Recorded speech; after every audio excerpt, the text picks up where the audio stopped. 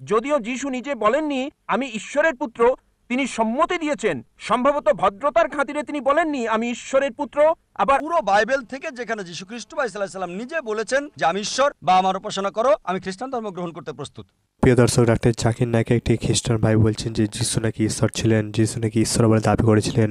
Doctor Zakir Naik বলছেন যে বাইবেলে কোথায় আছে যে যিশু ঈশ্বর বলে দাবি করেছেন আর যিশুকে উপাসনা করো। তো এই নিয়ে ডাক্তার জাকির নায়েক সে খ্রিস্টান ভাইকে কঠিন জবাব দিলেন যে যিশু নাকি ঈশ্বরের ছেলে ছিলেন, যিশু ঈশ্বর বলে দাবি করেছিলেন নিজেকে, যিশু খ্রিস্ট।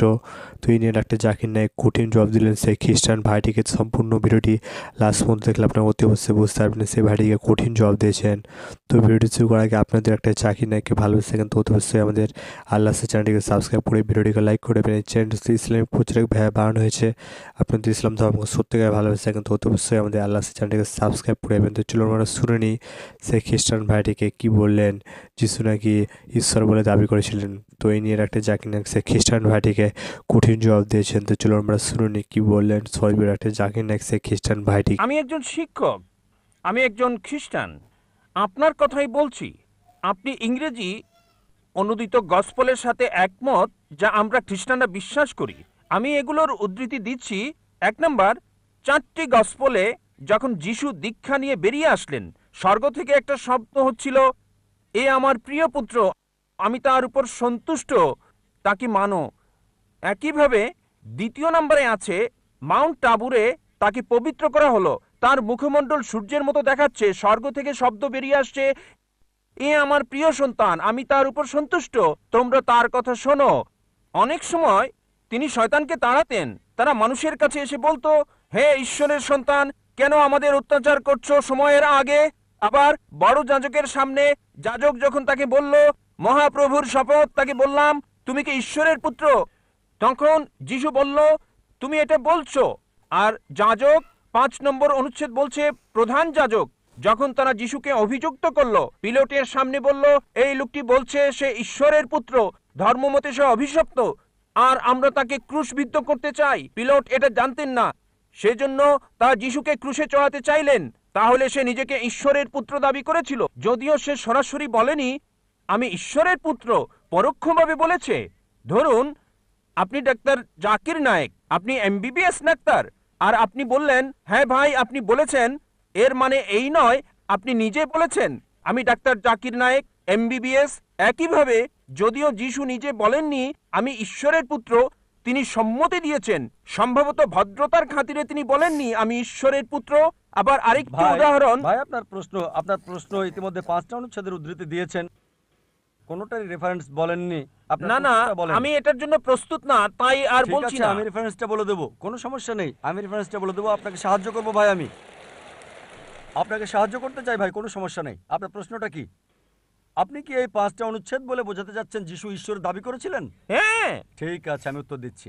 আমার চ্যালেঞ্জ ছিল একটা মাত্র স্পষ্ট বক্তব্য বের করে দেখান পুরো বাইবেল থেকে যেখানে যীশু খ্রিস্ট ভাই সাল্লাল্লাহু আলাইহি সাল্লাম নিজে বলেছেন আমি ঈশ্বর, অথবা বলেছেন আমার উপাসনা করো, আমি খ্রিস্টান ধর্ম গ্রহণ করতে প্রস্তুত। একটা মাত্র বক্তব্য দেখাতে পারেন নাই স্পষ্টভাবে বলা সম্পূর্ণ বাইবেল থেকে যেখানে যীশু খ্রিস্ট ভাই সাল্লাল্লাহু আলাইহি সাল্লাম নিজে বলেছেন আমি ঈশ্বর অথবা আমার উপাসনা করো।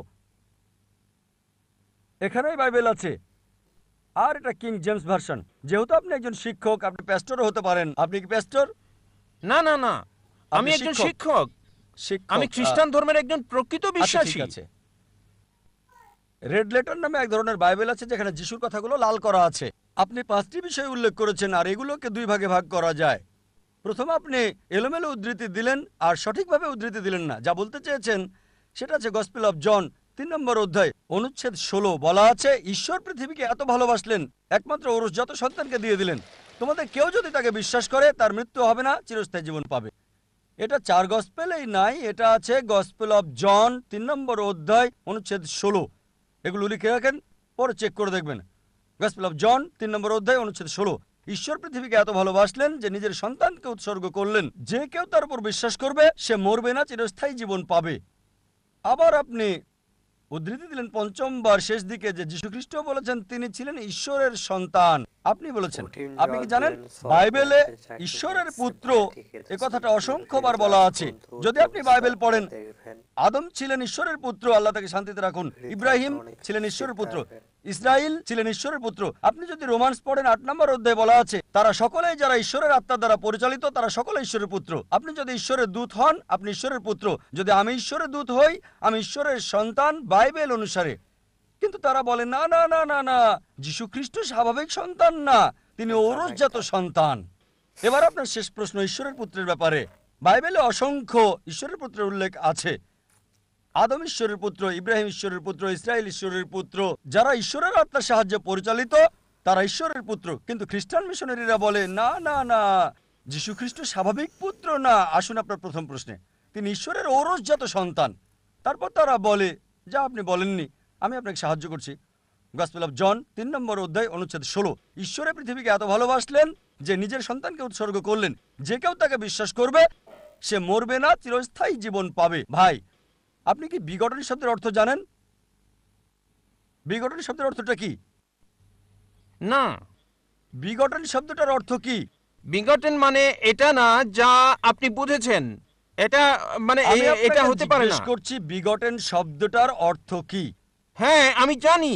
বিগটন শব্দের অর্থ কি? বিগটেন শব্দের দুটো অর্থ রয়েছে। যখন মানবজাতির বিষয়ে বলেন সে বিগটেন মানে তার রক্তমাংসের পুত্র। যখন ঈশ্বর বিগটেন বলেন তার মানে এটা কাউকে বোঝায় না, তাকে জন্ম দেয়া। এর মানে হলো গভীর সম্পর্ক পিতা এবং পুত্রের মাঝে। এটা যদি বলেন পুত্র, আমি বলি ধরেন কেউ এখানে আসলো আর আমি বললাম হে আমার পুত্র, সে কিছু মনে করবে না কারণ তার অল্প বয়স। যদি আমি বলি যে পুত্র এখানে আসো, সে আসবে। যদি বলি বিগটন স্থান এখানে আসো, সে আমার গালে চড় মারতে পারে। এই অভিযোগ করে যে নাউজুবিল্লাহ আমার দৈহিক সম্পর্ক তার মার সাথে। ঠিক যদি একটা ছোট বালককে বলি বিগটন সান, বা একটা যুবককে হতে পারে 23 বছরের, আমি 40-এরও বেশি, যদি বলি বিগটন সান এখানে আসো, সে হয়তো আমার গালে চড় মারতে পারে। কেন? বিগটন মানে ঈশ্বরের দ্বারা সায়ার, সায়ার মানে নিম্নজাতের প্রাণীর যৌন ক্রিয়া সম্পর্কিত। আর এ কারণে যদি আপনি রিভাইজড স্ট্যান্ডার্ড ভার্সন বাইবেলটা পড়েন, সংস্করণ করেছে 32 জন উচ্চ পদস্থ খ্রিস্টান পণ্ডিত, যাদের সমর্থন করেছে 50টি খ্রিস্টান চার্চ। তারা বলেছে বিগটন শব্দটি গসপেল অফ জন অধ্যায় 3 অনুচ্ছেদ 16 হচ্ছে অসার কথা, একটা মিশ্রণ, একটা প্রতারণা, এবং তারা এটাকে বাইবেল থেকে বাদ দিয়েছে। আপনি কি জানেন? যদি রিভাইজড স্ট্যান্ডার্ড ভার্সন বাইবেল পড়েন, যেটা সবচেয়ে বেশি বিকৃত, সংস্করণ করেছে 32 জন উচ্চ পদস্থ খ্রিস্টান বিশেষজ্ঞ, যাদেরকে সহায়তা করেছে 50টি বিভিন্ন খ্রিস্টান মিশনারি। তারা বলেছে এই বিঘটন শব্দটি হচ্ছে অসার কথা, একটা মিশ্রণ, একটা প্রতারণা, এজন্য এই বিঘটন শব্দটা তারা বাদ দিয়েছে। সুতরাং যদি বলেন পুত্র, তবে ঈশ্বরের পুত্র আছে বাইবেলে অসংখ্য। সুতরাং আপনার প্রথম এবং শেষ প্রশ্নের উত্তর আমি দিয়েছি। এবার আসুন আপনার দ্বিতীয় এবং তৃতীয় প্রশ্নে। বলেছেন তিনি শয়তানকে তাড়ান। পুরো উদ্ধৃতি দেন। আপনি পুরো বাক্যটা বলেননি, আমি আমার লেকচারে বলেছি। গসপেল অফ ম্যাথিউ অনুযায়ী অধ্যায় 12 28 নম্বর অনুচ্ছেদ তিনি বলেছেন আমি শয়তানকে তাড়িয়ে দিই ঈশ্বরের আত্মার সাহায্যে। গসপেল অফ লুক অধ্যায় 11 অনুচ্ছেদ 20 আমি শয়তানকে তাড়াই ঈশ্বরের আঙুলের সাহায্যে। এখানে বলছে না যে তিনি একা করেন, তিনি এটা করেন ঈশ্বরের সাহায্যে। এর মানে এই নয় যে তিনি ঈশ্বর। এই সবগুলো অনুচ্ছেদ যা আপনি বলছেন স্পষ্ট করে বলছে যে তিনি হচ্ছেন ঈশ্বরের দূত, তিনি নিজে ঈশ্বর ছিলেন না। এ কারণেই আমি চ্যালেঞ্জ করেছি আপনি পুরো বাইবেলে একটা মাত্র অনুচ্ছেদ দেখান যেখানে স্পষ্ট করে বলা যীশু খ্রিস্ট বা ঈসা আলাইহিস সালাম নিজে বলেছেন যে আমি ঈশ্বর, বা তিনি বলেছেন আমার উপাসনা করো, আমি খ্রিস্টান ধর্ম গ্রহণ করতে প্রস্তুত আছি। যীশু কোথাও কখনো বলেননি যে শুধু যদি আমি বলি পুত্র এখানে আসো, এর মানে এই নয় যে আমার ঔরসজাত সন্তান। ঠিক একইভাবে যদি আপনি আমাকে বলেন যে আমি আপনাকে ডাক্তার জাকির নায়েক বলে ডাকবো, ঠিক, আর যদি আমি আপত্তি না করি যে না এটা সঠিক হতে পারে, ভুলও হতে পারে, লোকজন বলে ডাক্তার জাকির নায়েক একজন বিশেষজ্ঞ, আমি নিজেকে মনে করি না বিশেষজ্ঞ, আমি একজন জ্ঞানের ছাত্র হিসেবে নিজেকে চিন্তা করি। সুতরাং লোকজন আমাকে যদি বিশেষজ্ঞ বলে আর আমি নীরব থাকি, তার মানে এই নয় যে আমি গ্রহণ করছি। তারা আমাকে বিশেষজ্ঞ হিসেবে বিবেচনা করে, আমি নিজেকে বিবেচনা করি না। সবসময় নিজেকে জ্ঞানের একজন ছাত্র হিসেবে উল্লেখ করে থাকি, তালবে ইলম। সুতরাং আপনি বাইবেল থেকে যা উদ্ধৃতি করেছেন, বাইবেলের যেখান থেকে করেন রেড লেটার হতে হবে। রেড লেটার মানে যীশু খ্রিস্ট বা ঈসা আলাইহিস সালামের কথা। একটা মাত্র বক্তব্য দেখান, স্পষ্ট অনুচ্ছেদ, পরিষ্কার করে বলা পুরো বাইবেল থেকে, যেখানে যীশু খ্রিস্ট বা ঈসা আলাইহিস সালাম নিজে বলেছেন যে আমি ঈশ্বর বা আমার উপাসনা করো, আমি খ্রিস্টান ধর্ম গ্রহণ করতে প্রস্তুত। তো মাশাআল্লাহ কঠিন জবাব দিলেন সরফির একটা জাকির নায়েক সে খ্রিস্টান ভাইটিকে। তো প্রিয় দর্শক, এই লেকচারটা যদি আপনাদেরকে ভালো লেগে থাকে তো অবশ্যই আমাদের আল্লাহ চ্যানেলটিকে সাবস্ক্রাইব করে এই ভিডিওটিকে লাইক করে দেবেন। এরকম ইসলামিক প্রচার ভিডিও পেতে হলে অবশ্যই আমাদের আল্লাহ চ্যানেলটিকে সাবস্ক্রাইব করে দেবেন। তো দেখা হবে নতুন একটি ভিডিওর সাথে।